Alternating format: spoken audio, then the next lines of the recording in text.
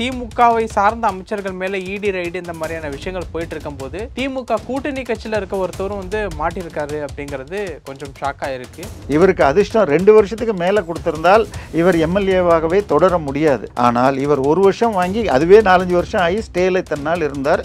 இன்னைக்கு போன வாரம் உங்களுக்கு எஸ்டிபிஐ உடைய அகில இந்திய தலைவர் இதுக்கு இடி ரைடு பண்ணி அவரை கைதில் வச்சு 6 நாள் கஸ்டடியில் எடுத்துருக்காங்க. தமிழ்நாட்டில் மண்ணடியில் இருக்கிற அவங்க ஆஃபீஸ் உட்பட அங்கேயும் ரைடெல்லாம் நடந்துச்சு. எஸ்டிபிஐயே தடை செய்யப்படுமா என்று கூட ஒரு நோக்கம் இருந்தது. கிட்டத்தட்ட அவர் மன்னிப்பு கேட்கலன்னா சு வெங்கடேசன் தன்னுடைய பதவியை இழக்க வேண்டி வரலாம். அவர் கண்டிப்பாக அவருடைய பேச்சு கட்டுமிராண்டித்தனமாகத்தான் இருக்கிறது. ஒரு நீதிபதியை இந்த மாதிரி கமெண்ட் அடிக்க கூடாது. சு வெங்கடேசனுடைய பதவிக்கு அவர் மன்னிப்பு கேட்கலை என்றால் ஆபத்து வரும். தலைமை பொறுப்புல யாராவது மாற்றுறதுக்கு வாய்ப்பு இருக்கா? இல்லை, இதில் யார் யாருக்கு தொடர்பு இருக்குன்னு பார்க்கணும். காட்டி கொடுக்கறதெல்லாம் நடக்குமான்னு தெரியாது. ஏன்னா காட்டி கொடுத்தா மாட்டிக்குவாங்க. கண்டிப்பாக யார் யாரெல்லாம் இந்த பயங்கரவாத அமைப்புக்கு துணை போகிறாங்களோ, துணை நிற்கிறார்களோ அவர்கள் நிச்சயமாக மாட்டுவார்கள்.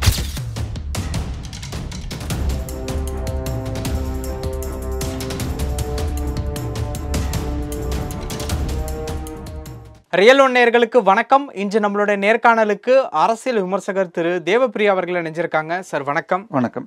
ஜாவருல்லா அவர்கள் எம்எல்ஏ, அவர் வந்து ஓராண்டு சிறை அப்படிங்கிற ஒரு விஷயத்த வந்து உறுதி பண்ணியிருக்காங்க.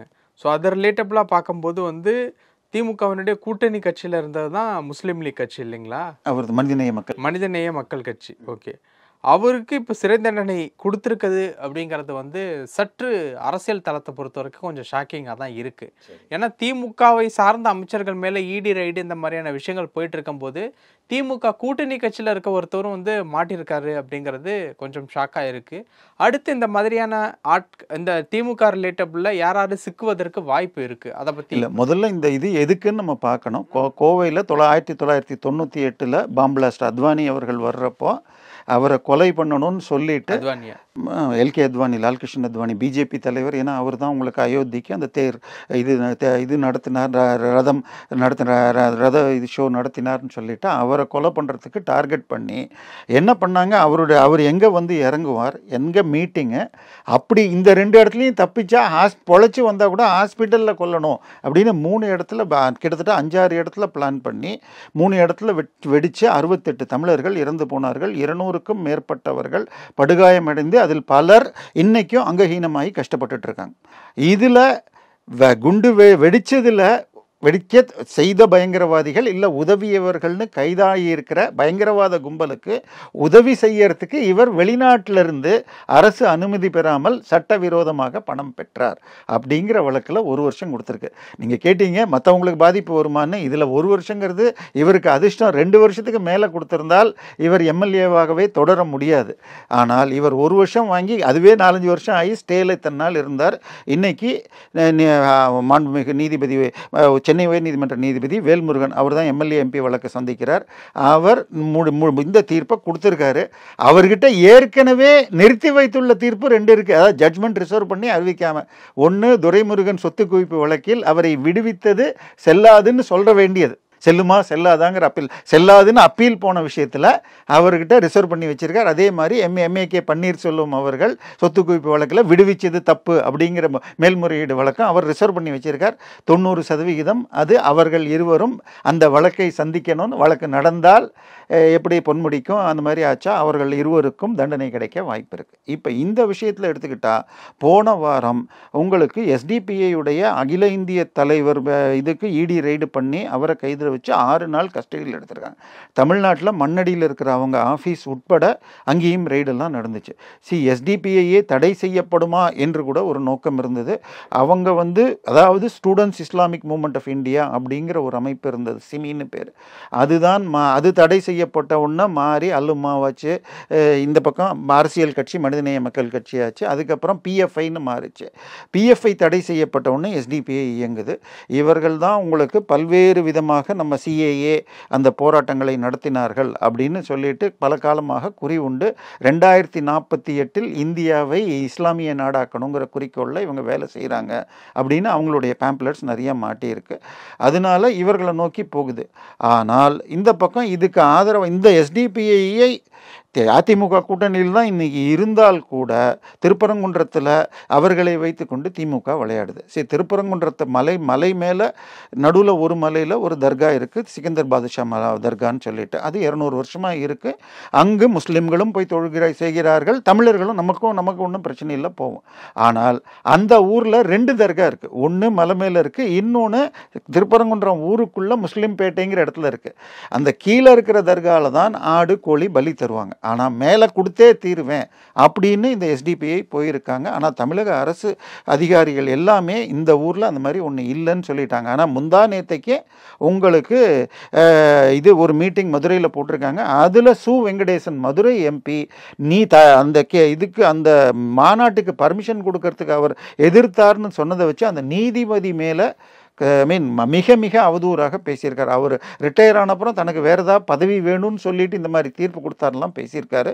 அதை கண்டனம் தெரிவித்து நேற்றுக்கே உடனே 2 வழக்கறிஞர்கள் அவர் மீது court contempt of court case கொடுத்துருக்காங்க. அந்த வழக்கு ஜெயித்தால் இந்த இது கிட்டத்தட்ட அவர் மன்னிப்பு கேட்கலன்னா சு வெங்கடேசன் தன்னுடைய பதவியை இழக்க வேண்டி வரலாம்.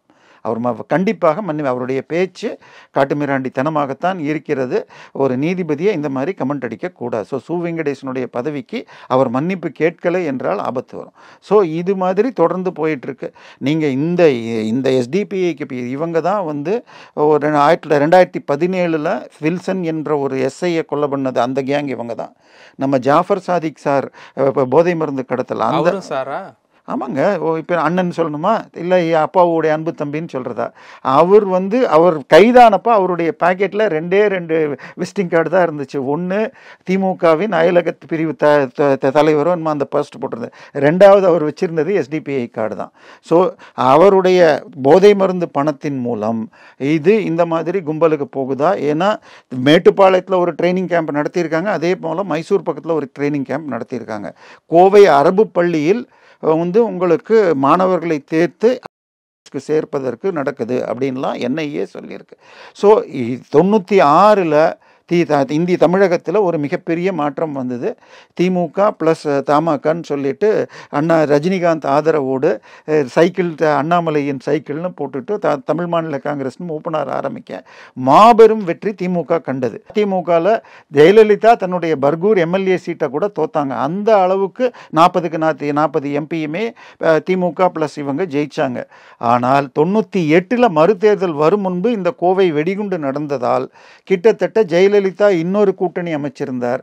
அதில் பாஜக, பாமக, மதிமுக ப்ளஸ் சுப்பிரமணிய சாமி, ஐ திங்க் வாழப்பாடி ராமூர்த்தி சேர்க்க 40க்கு 32 சீட்டு அதிமுக கூட்டணி ஜெயிச்சுது. ஸோ திமுக மீண்டும் அந்த 96 எலெக்ஷனில் திமுக ஜெயிச்ச உடனே முதல்ல என்ன ரிசல்ட் பதவி ஏற்கிறதுக்கு முன்னாடியே பல செக் போஸ்ட்டுகள் இருந்துச்சு. கோவை உக்கடத்தில் ரிசல்ட் வந்த உடனே அந்த முஸ்லீம்கள் அதிகமாக இருக்கிற அந்த பகுதியுடைய செக் போஸ்ட்டுகள் உடைக்கப்பட்டது. இனிமே எங்கள் இஷ்டத்துக்கு பயங்கரவாதம் செய்வோம் அப்படிங்கிற மாதிரி ஆச்சு. அப்பமே அன்றைக்கு பிஜேபியினர் கண்டிச்சார்கள். ஆனால் 98 அந்த மிகப்பெரிய பாம்பிளாஸ் நடந்தது. அதுக்கப்புறமாக வந்த எல்லா தேர்தலையும் திமுக தொற்றுது. ஸோ இதே மாதிரி இப்போ போயிடக்கூடாது. திமுக மீண்டும் இங்கே பயங்கரவாதம் தலை தூக்க போகுது. பயங்கரவாதத்தை விட ஃபண்டமெண்டலிசம் பரவுது. ஏன்னா பயங்கரவாதம் செய்கிறது எஸ்டிபிஐ, அது fringe element. But Muslim League போன்றவர்கள், ஏன்னா நவாஸ் கனி போய் திருப்பரங்குன்றத்தில் என்வி சாப்பிட்றதோ அல்லது இது பண்ணுறதோ இதெல்லாம் பண்ணுறப்ப இந்த கட்சியின் தோல்வி இதுக்கு சார்பாக இவங்க பேசுறது. உதயநிதி சார் என்ன பேசுறாரு? நான் கிறிஸ்துவன் என்று சொன்னால் சங்கிகளுக்கு எரியும். நான் 100 முறை ரம்ஜான் வாழ்த்து கூறுவேன். நீ தமிழன் பண்டிகைக்கு வாழ்த்து சொல்லலைங்கிறது தப்பாக இருக்குது. ஆனால் அவங்களுக்கு வாழ்த்துறதை பற்றி எங்களுக்கு ஒன்றும் இல்லை. ஸோ நீங்கள் தமிழர்களுக்கு நல்லது செய்யணும், அனைவருக்குமான அமைச்சர், அனைவருக்குமான முதலமைச்சர்னு இருக்கணும். ஆனால் 96, 98 காலத்தில் நடந்தது இன்னொரு தடவை ரிப்பீட் ஆகிறதா இருந்து தான் பாம்பிளாஸ் கோயம்புத்தூரில் கோவை ஈஸ்வரன் கோயில் வாசலில் வெடிச்சதை உடனே சிலிண்டர் வெடிச்சதுன்னு சொல்லிட்டு இருந்தீங்க.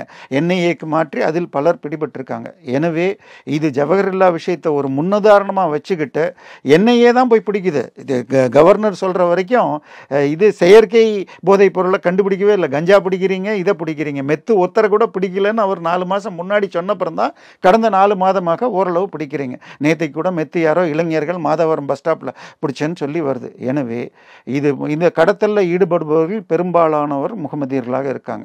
அது அவர்கள் வெறும் குருவிகளாக இருக்கலாம். தலைமை பொறுப்புல யாராவது மாற்றுறதுக்கு வாய்ப்பு இருக்கா? இல்லை, இதில் யார் யாருக்கு தொடர்பு இருக்குன்னு பார்க்கணும். காட்டி கொடுக்கறதெல்லாம் நடக்குமான்னு தெரியாது. ஏன்னா காட்டி கொடுத்தா மாட்டிக்குவாங்க. ராயப்பேட்டில் ஒரு நிறுவனம் நடக்குது. அதில் அவர் முன்னாள் அண்ணா பல்கலைக்கழக பேராசிரியர் தமிழ்நாட்டில் இருக்கிற ஒரு மாவட்டத்திலையும் இளைஞர்களை சேர்க்கிறாருன்னு இப்போ கைதாகி இருக்கிறார். எனவே இவங்க எல்லாமே கனெக்டட் தாங்க. எஸ்டிபிஐ, மனிதநேய மக்கள் கட்சி, பிஎஃப்ஐ எல்லாமே கனெக்டட். அர்க்கத்துல் ஜஹாத்னு சொல்லிட்டு ஒரு இது போட்டு இந்தியா இந்த ரயில் தண்டவாளங்களில் இது பண்ணுறது, ரயில் விபத்துக்கள் இதெல்லாம் நடக்கணும், இப்படி பண்ணுங்கன்னு சொல்லி பாகிஸ்தான்காரன் சொல்லி உடனே அப்புறமா நடக்குது.